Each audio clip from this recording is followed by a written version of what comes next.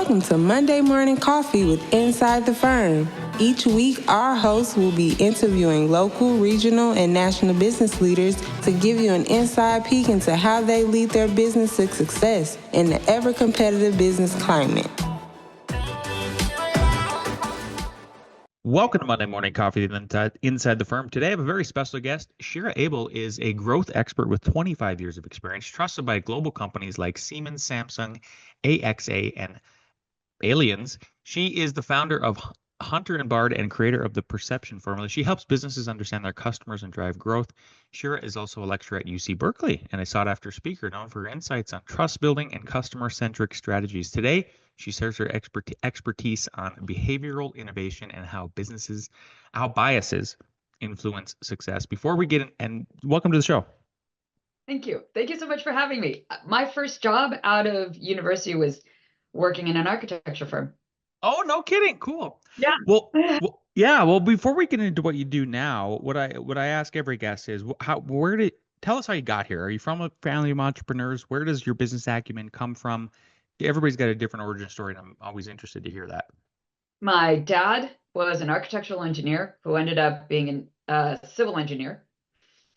And my mom was a nurse. So no, I ended up falling into entrepreneurship. I'd had my kids or actually I'd had my first son. And a friend of mine said, I really need your skill set. So I became an independent contractor because we weren't in the same place for him to just be able to hire me. This was the days where you should have actually traveled into an office for work. So he hired me as an independent contractor. And then somebody in the office said, oh, you should expand and hire people so that you can do this. And I went, oh, yeah, I could do that. And that would probably be really good because what he hired me for, which was to be a technical writer, I don't come from technical writing. I come from marketing. So I hired technical writers with 30 years of experience. And there was a delta between what I was getting paid and the rate that was really good for a technical writer where I was living. So I was able to hire technical writers with 30 years of experience and take the delta and work slightly less hours as I had toddlers. So that was good for me. And that was my first business. But I didn't really take it as a business, right? I didn't find other customers. And when that job ended, so did everything. I treated it like I was an employee, even though I was independent. So I got some of it, but not all of it. I didn't get the selling down. So with the next business, I sold constantly. Oh, cool. Everybody's got their roundabout way for sure. You know, one of the reasons I had you on the show is the primary reason is I just wanted to. I love the psychology that you bring into business, and it's so important, especially with service-based businesses, and that's the primary audience you're speaking to here.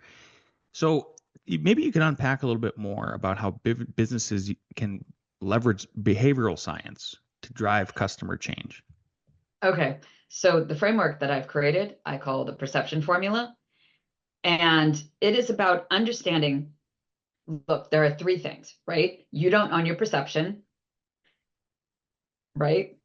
Because just whatever you think of me, that's what you think of me.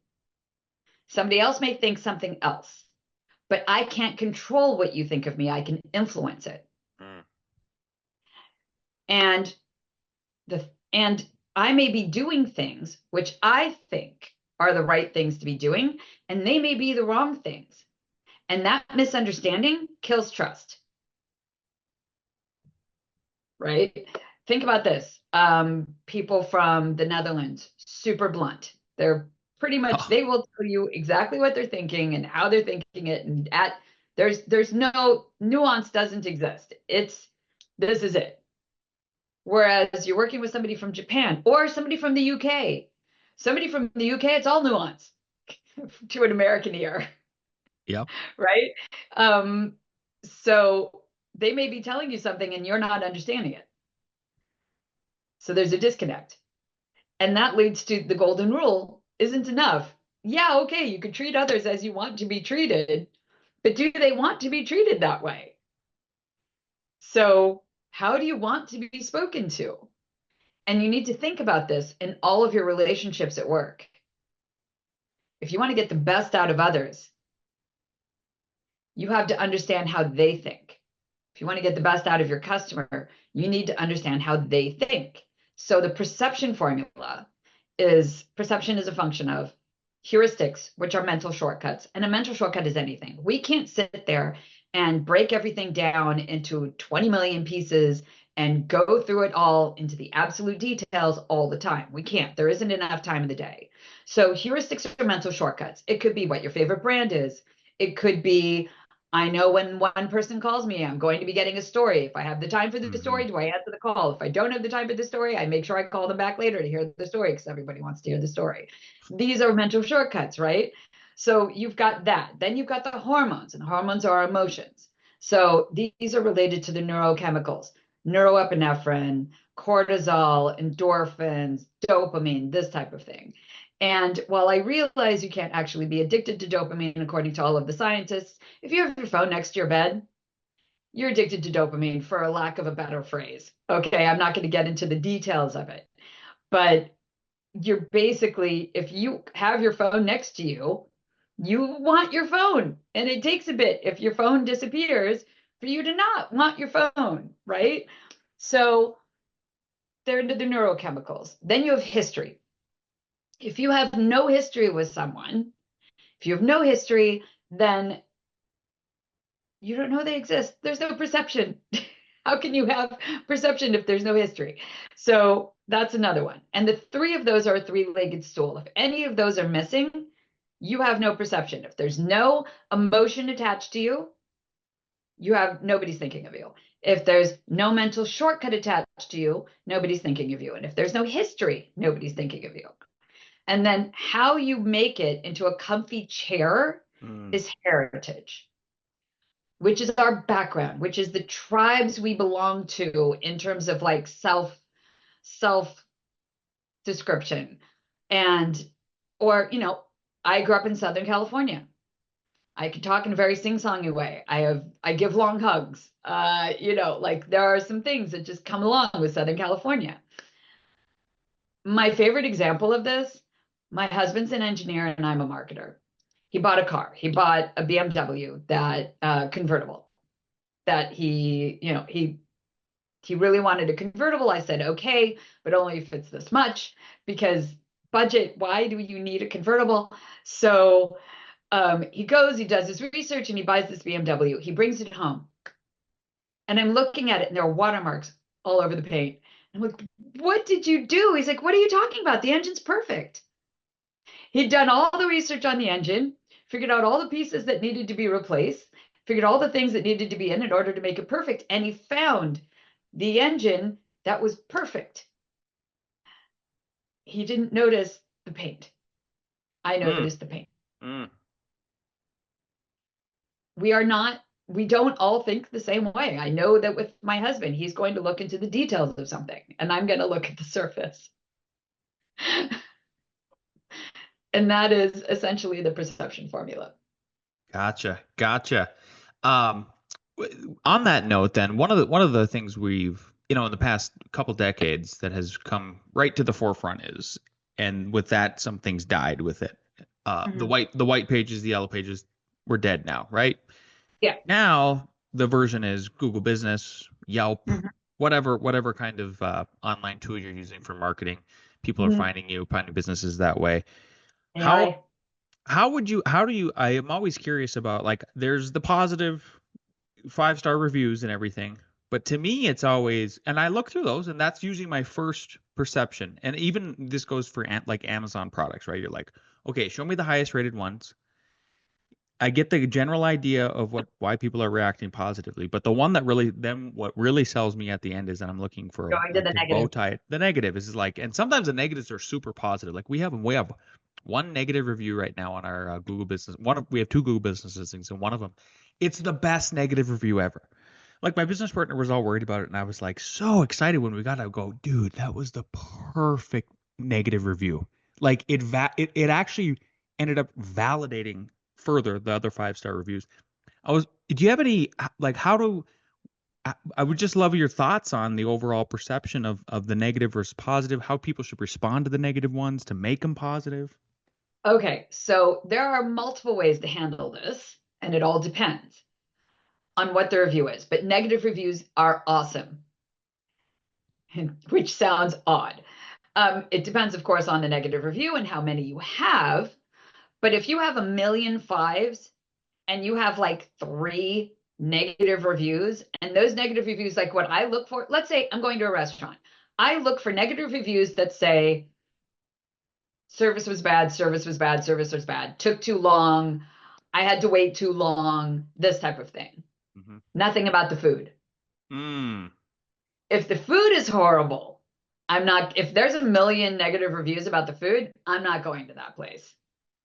But if all the complaints are on the service and not on the food, you know that food is good. I'll wait. I'll just plan around it, right?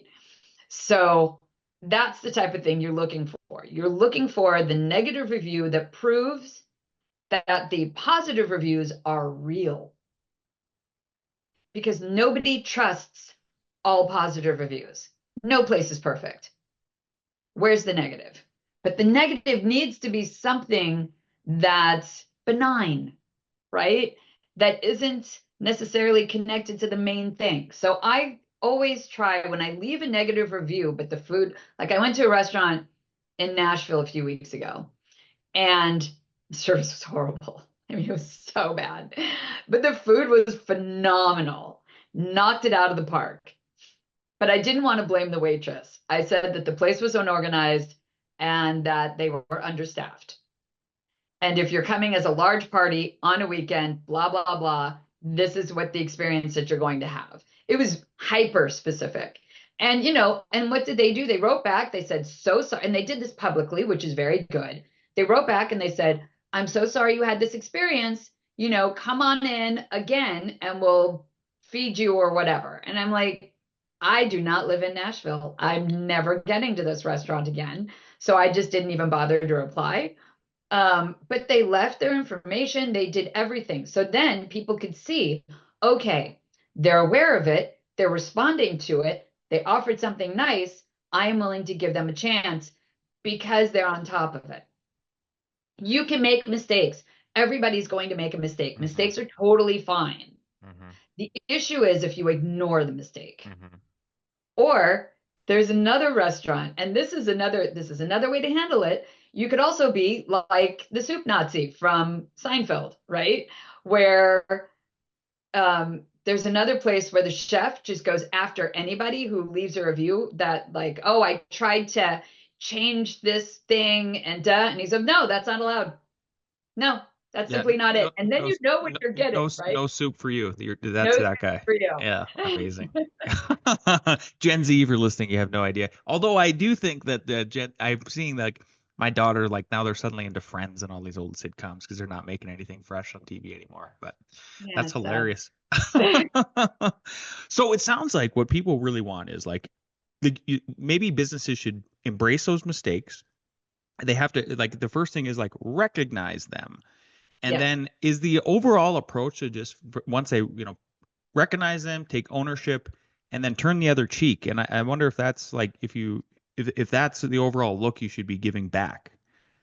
It has to be according to your brand. The guy who said, no, we don't do this, that's according to his brand. They are strict. This is what they do. They don't want people to go there who don't want the strictness, right? So this guy's responding accordingly. There are other places, there are other restaurants where they insult you on purpose. I can't remember the names of them, but I've been to a couple. They're very funny, right? It's all meant to be in very good humor. If you don't know what you're getting into and you go to that restaurant, you give them a bad review, they can respond in kind. If you want to be known as warm and friendly and family oriented, you're going to respond in kind. You have to keep how you want to be perceived in mind, right? How do you want to be perceived? Do you want to be perceived as strict and we're only going to be doing this and you have to do things according to our rules? Or do you want to be perceived as warm and friendly and like a warm hug? Like, how do you want to be perceived? It's all up to how you want your brand to be put together. Yeah, I How think that's best. yeah, I think that's really good advice. Yeah, it's got to be personal for sure. I know. Yeah, I just, it's super important. I think to go over this stuff and we talk about it in the framework that we are for people because they don't know what to do. When you get that first negative review, you panic inside a little bit, and that's Yeah. what that's what we're trying to bring to the public here with folks that I have listening to the show is like, hey, learn from our mistakes. So then your mistakes can be even better addressed in that way. Thank you for breaking all that down, and also for the re-reference back to the no soup for you guy. I'll have to make a meme about that later. That's fantastic. uh, on the note of failures, I would love it if you could share a business failure that you've had. On that, on this trend of like people can learn from our failures. Is there one that's really sticks out to you that you've maybe learned the most from? There are so many. Oh my God. Um, don't keep people on who aren't a fit. If somebody could be a personality hire and they could be super sweet and they could be really great. If they're not a fit, if they're not doing the actual work they need to be doing, if there's any carbon, I mean, they could be also the carbon monoxide people. So get rid of them as soon as they come in. As soon as you smell that, you get rid of it. Mm. People who are really nice but not a fit. My biggest mistakes was waiting too long to let people go, giving them too many chances. Mm. Don't do that. Just get rid of them. Go find somebody who's a better fit. Let it go. Not everybody's meant to be there, no matter how much you like them. And you may not, I always took letting people go as this is my mistake. And I always took it really quite hard because, you're hiring somebody, you're taking them on, you're taking that responsibility on yourself. And I still see it this way. So you want to hire slow as well, right? But if you can't hire slow, if you're in a position where you have to hire quickly, at least rid of the ones that don't fit quickly. What we started doing is having people work for us if they could as an independent before they came in full time. And that way we got to see, are they a culture fit? Are they doing the job well? Most importantly, are they doing the job well? And by culture fit, also, you want somebody who debates with you. Yeah, You don't want yes people. I agree. If they aren't willing to tell you what's wrong, they don't care enough about your business. If they're tearing everything apart, but in a constructive way, they care a lot. And that's actually gold. You don't want them tearing everything apart in terms of, this is stupid. I mean, like that's no good, right? But on the other hand, if they're like, well, we can make this so much better and we can do this, and this, fantastic. Go do Right. it. Right. Amazing, And right? it should be obvious to everybody listening too. It's like, think about your 5 days with this employee and maybe you're doing the trial period. If 3 out of the 5 days are negative, then it's too much, right? But Yeah. if it's just 1 out of the days, that's fantastic. We need people to, especially in my industry where it's design is like, oh my gosh, Yeah. we actually have to have opposite perspectives. Yeah. No, I think that's important for every industry. I think because getting complacent will leave you behind. But something that you mentioned earlier, you get found through all these different things. Mm-hmm. People are now finding you through AI. They're finding you through LLMs. They're finding you through ChatGPT, Perplexity, and Interesting. Gemini. Tell me more about that. Do you mean just through the Google search where they'll put the AI blurb, or they're actually going to those three and then They're searching? going into ChatGPT and going, what architecture firm should I use for this, and this? And then ChatGPT will do the search for them and give them a list of recommendations. Wow. They're doing their research in Perplexity and ChatGPT and Gemini connected to the internet. Amazing. I feel like every business owner should be logging out of their personal ChatGPT and Grok and everything else at this moment, and then they should be searching what you would do if you were pretending to be a consumer. This seems super valuable, and it ties into actually my next question, which is like upcoming trends and innovations. Do these excite you, or does it dissuade you? How should people be thinking about this? Are you kidding? I am obsessed with all of this. So this is, I love it. I think it's a great thing. I use it literally daily, all day. So how should you be thinking about it? Well, a lot of the LLMs is large language model, which is what ChatGPT, Perplexity, Gemini, that's what these all are. First. Okay. So a large language model will go onto the internet and it will do all the research. It will check multiple websites. It will see all these different things, but they tend to look at the things that are higher ranked first. So AI optimization or LLM optimization, whatever they're calling it now, is hypercritical because this is going to end up being the standard for everyone. And that's why Google is working so hard on Gemini, right? Because whoever wins this as the main search engine will end up winning the search war, the new search war. And people aren't going to be looking on Yelp because we all know Yelp's been gamed forever now. So you don't know about those results. And people have been looking on Reddit forever, but that won't really work for architecture firms. So they'll go on to ChatGPT and say, okay, find me all the positive and negative results or comments or anything anywhere online about this. And then it'll spider and it will find all of those results. Things can't be hidden the way they used to through classic SEO. It will find everything. So what do you need to do about this? One, you have to be giving it results that it will find. What are people searching for in actual queries? You have to create that kind of content. Content will be even more important than it's ever been. Interesting. So your content's going to have to be on point. You're going to have to be creating content that is, large language models prefer large content that comes with all of the things behind it. Like, it's this article and here's all the things behind the article and here's the reason why for it. Yeah. It does better with this than it does, say, 100-word piece, because it's looking for things with depth and it takes depth as seriousness. So you need to think about it like that as well. So it's multi-layered. And also the PR that you get. You need to get it in really good publications in order for it to be found and for it to be taken as seriously, because it ranks it also. Yeah. Yeah.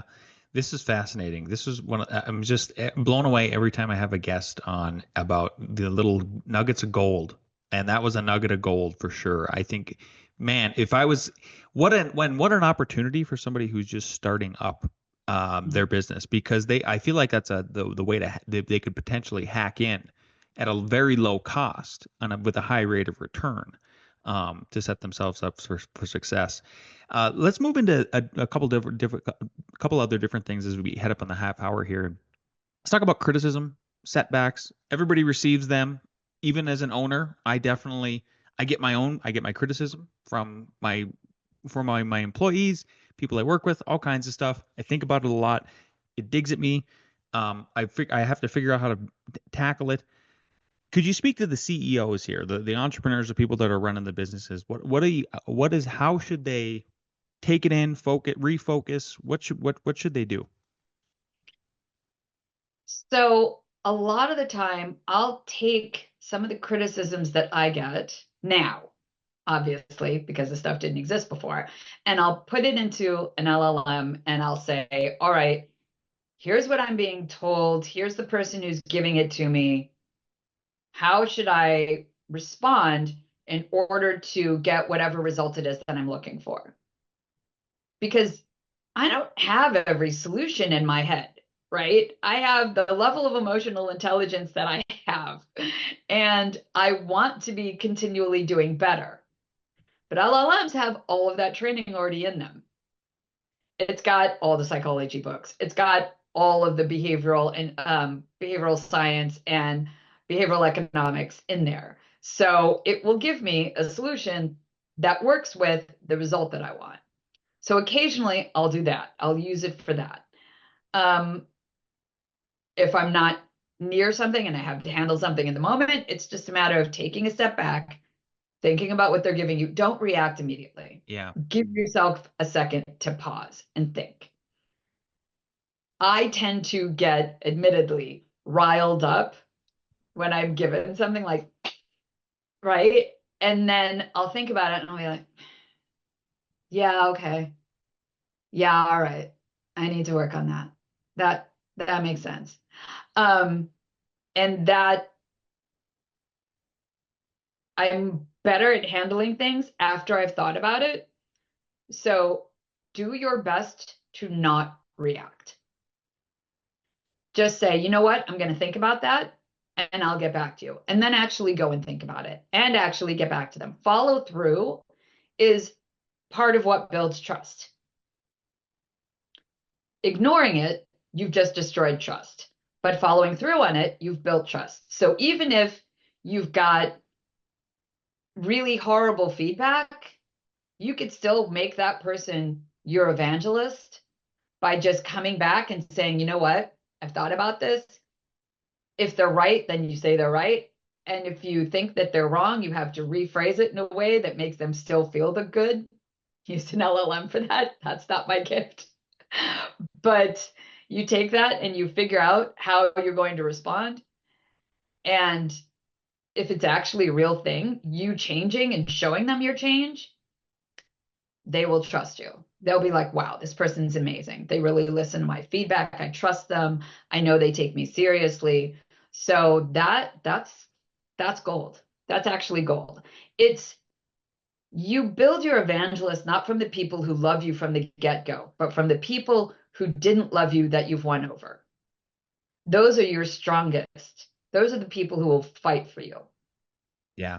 Yeah. They have skin in the game. They absolutely have skin in the game. I agree. Yeah. I mean, that's my plumber. I'll never forget it.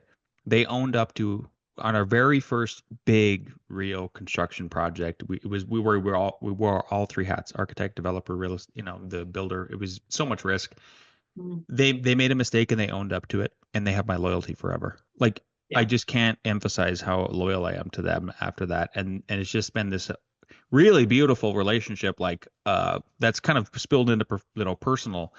A matter of fact, like the owner just, I pay my bills so quickly for them more than anybody because I'm like, I know they take care of us. And he's like, he jokes all the time. It's like, if I could give you a big sloppy kiss, I would, Lance. So I'm with you 100%, Shira. We're running up on the half hour. You've been such a phenomenal guest. Thank you for the gold nuggets. This has been great. Where I ask everybody this two questions as we run up here. And first one is, if you could go back in time to when you first started your businesses, what is one piece of advice you give your former self? Keep selling. Don't ever take that break. Keep selling. Make sure you always have time to sell. You have to, because things happen. And if you stop marketing, if you stop selling, marketing is also selling, especially in my world. So if you stop marketing, if you stop selling, you disappear. 100%. Yep. Somebody's going to pick up the slack. Where can people follow you if they want to get in touch about your services and everything you do? So shiraabel.com, shiraabel.com. And you can find me on LinkedIn. If you do connect with me on LinkedIn, please mention this show. I don't connect with everyone. LinkedIn, there, TikTok. I actually give little nuggets on behavior and business on TikTok, YouTube, and Instagram. Awesome. Thanks so much for being a guest on the show today. You were wonderful. Thank you. Thank you so much for having me. It was really fun.